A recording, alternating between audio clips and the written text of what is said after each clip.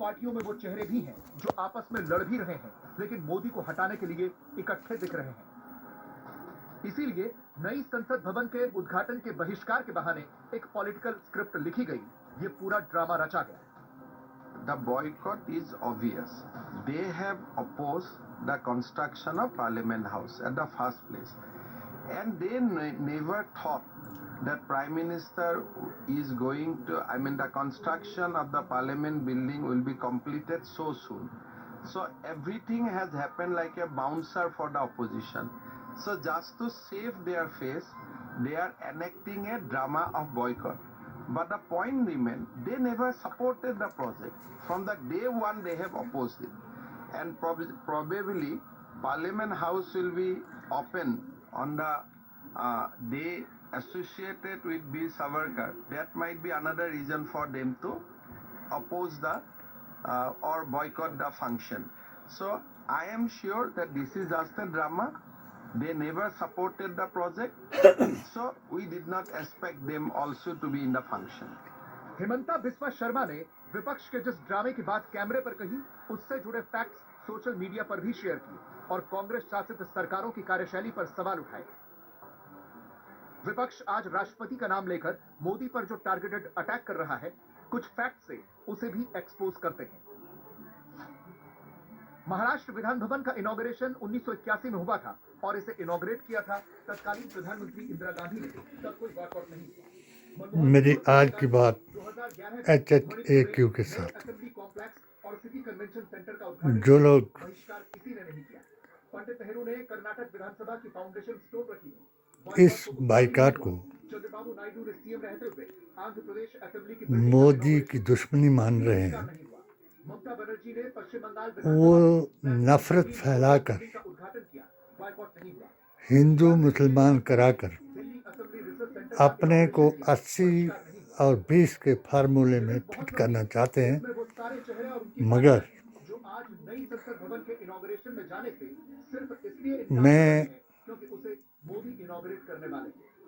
मैंने अपनी इस किताब में मोदी जी को महान लिखा, क्यों कि आपने अपने मिशन का आगाज 3 साल से किया और सब लोगों ने आपका साथ दिया और आप भारी बहुमत से संसद में पहुंचे। दूसरा चुनाव आपने गांधी, गोतर और गाय के नाम पर जीता और इसमें 80-20 का फार्मूला टोटली फिट हुआ और मुसलमान और पाकिस्तान, औरंगजेब और टीपू सुल्तान, अकबर और बाबर,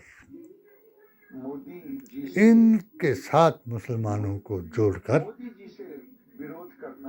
आपने इस फार्मूले को कामयाब कर लिया। जिस वक्त आपने एक कानून बनाया, जिस कानून को मैंने अपनी किताब में प्रजातांत्रिक कानून और निजाम मुस्तफ़ा, जिसको महात्मा गांधी ने भी सराहा था कि राजाओं का राज मिटाकर हम फकीरों का राज, यानी देने वालों का राज, लेने वालों का राज नहीं, इस आधार पर आपने बाबरी मस्जिद,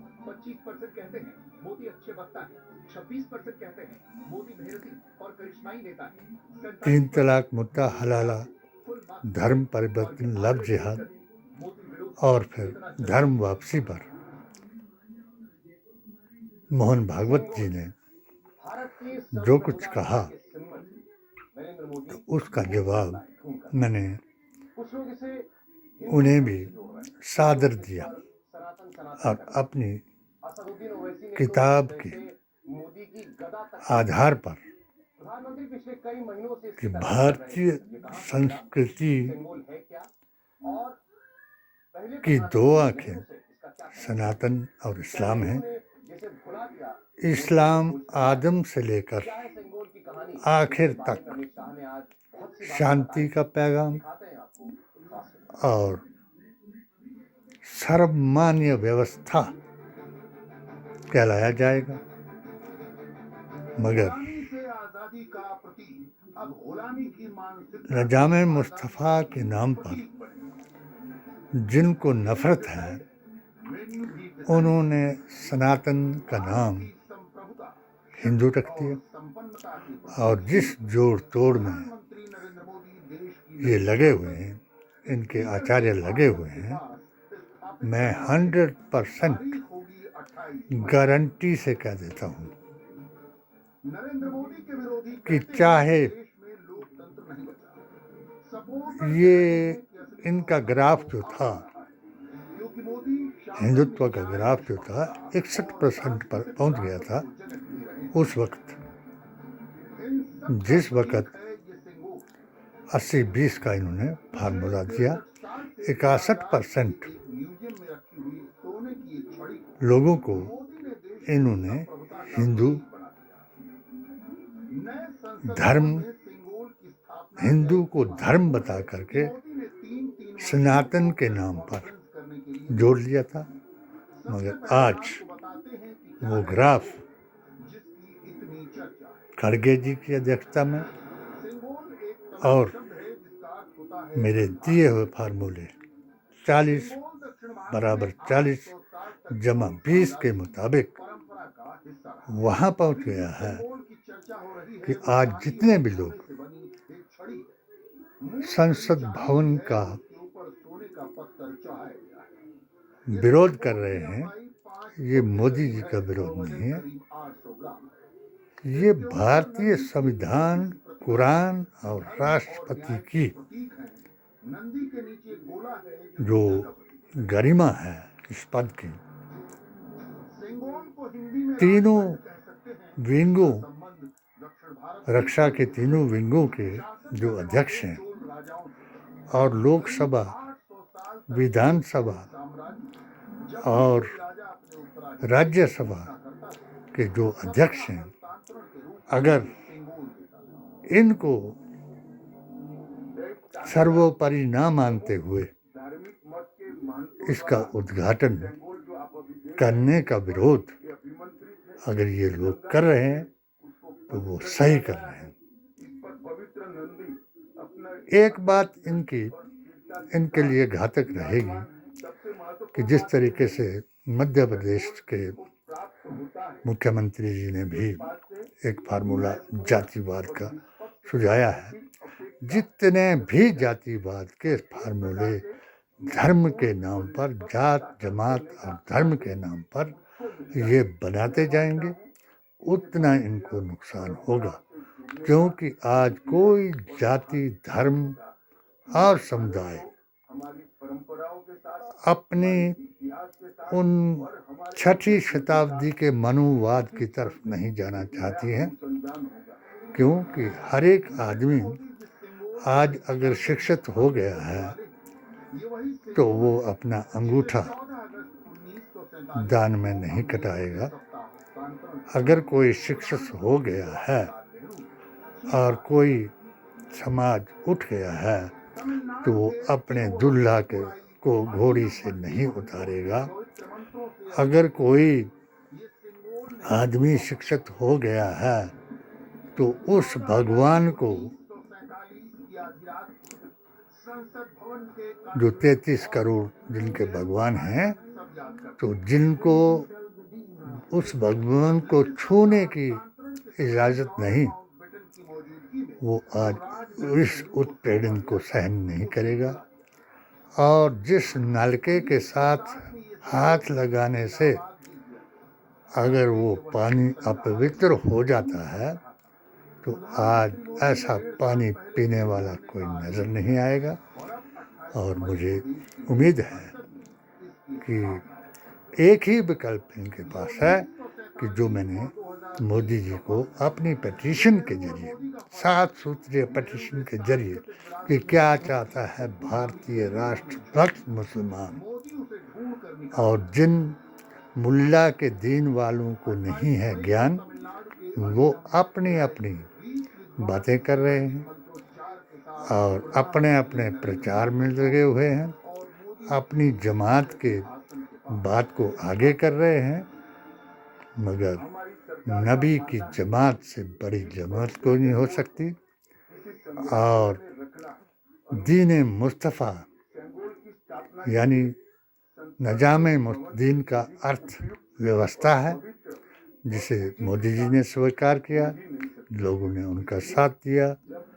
और जो चीज़ें हराम आपने बताई, अगर जानबूझ करके उन चीज़ों को, हराम की हुई चीज़ों को, नबी करीम सल्लल्लाहु अलैहि वसल्लम के हराम की हुई चीज़ों को अगर कोई मुसलमान हलाल समझ करके या अपनी टिप्पणी दे करके उनको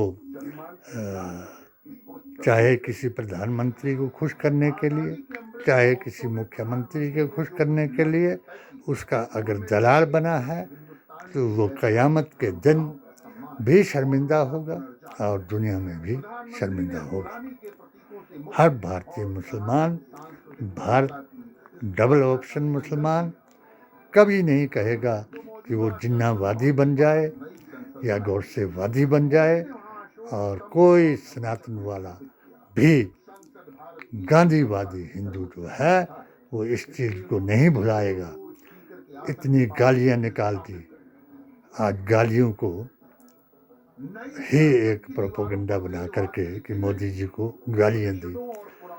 मैं ये यकीन दिला दूं कि जितना महान हमने मोदी जी को बताया और उतना अज्ञान उनके जो इस प्रोपेगेंडे में शामिल हैं कि मुस्लिम मुक्त भारत बनाने की बात करते हैं, तो मुस्लिम मुक्त भारत बन सकता है, मगर वो खंडित भारत होगा। जिस तरीके से जिन्ना जैसे बद अकीदा ने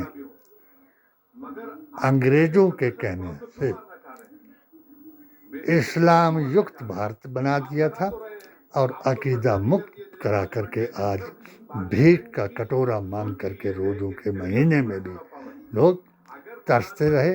किस लिए? कि ये हमारा यकीन है आदम से लेकर के आखिर तक कि इस व्यवस्था को जो ठुकराने की कोशिश करेगा उसके हाथ में भीख के कटोरे के अलावा कुछ नहीं आएगा। मैं अब भी इन कांग्रेस के लोगों को एक ही इनके पास प्रोपेगेंडा है। जो लोग आज 3 वाह की जो बात मैंने मोदी जी को अपनी पिटीशन में लिख करके दी थी, वो 3 वाह की बात आज मैं फिर कांग्रेस वालों को समझा दूं कि 3 वाह था कि आज भारत उस कगार पर पहुंचा है कि पहला वाह है कि मोदी जी का विकल्प कोई नहीं है। दूसरा वाह है कि मोदी जी के अलावा किसी दूसरे व्यक्ति पर कोई हिंदू विश्वास नहीं कर सकता कि कोई दूसरा हिंदू राष्ट्र बनाने वाला इनका पेशवा बन जाए। और तीसरा वाह जो मैंने लिखा है वो है गीता से, विनाश काले विपरीत बुद्धि, यानी यदा यदा ही धर्मस्य ग्लानि, ये भी गीता में है कि जब जब धर्म की हानि होगी तो सत्ता ऐसे लोगों के हाथ में जाएगी जिनको धर्म का पता नहीं। और मेरी किताब के मुताबिक धर्म पहचाना जाता है आस्था और अकीदे से। नास्तिक व्यक्ति धर्म की व्याख्या नहीं कर सकता और बदअकीदा इस्लाम की व्याख्या नहीं कर सकता।